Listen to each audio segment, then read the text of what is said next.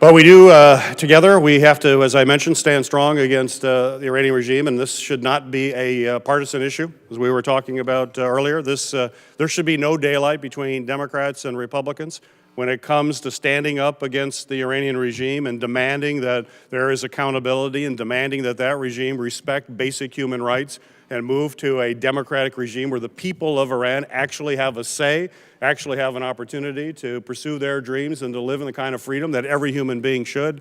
That has to be a Democratic and a Republican issue. We have to be united. Thank you for bringing us all here to be united, because together we can make that happen. Thank you. The Iranian regime needs constant vigilance to watch them. I had the privilege of serving in the United States Navy, and I see the actions in the Gulf and the Iranians really engaging in simply irresponsible behavior when it comes to interactions with our fleet. Their continued testing of missiles and other activities of terrorist regimes across the Middle East and other places is simply unacceptable.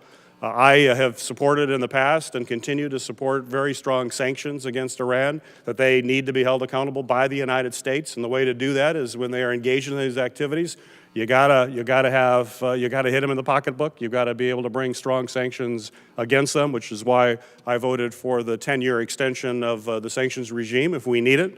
I will be watching the Iranians very closely with the nuclear arms agreement. You know, we understand that under current agreements, every country has the right to peaceful nuclear power.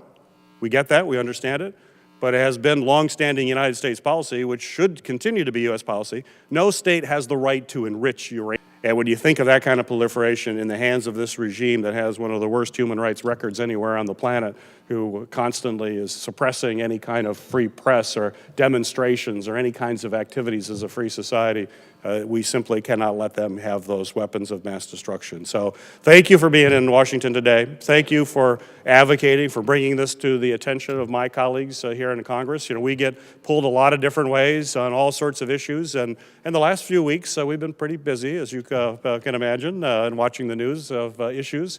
And so the fact that you're here today, the fact that you're really making sure that your voice is being heard is incredibly important. So thank you for including me in this luncheon.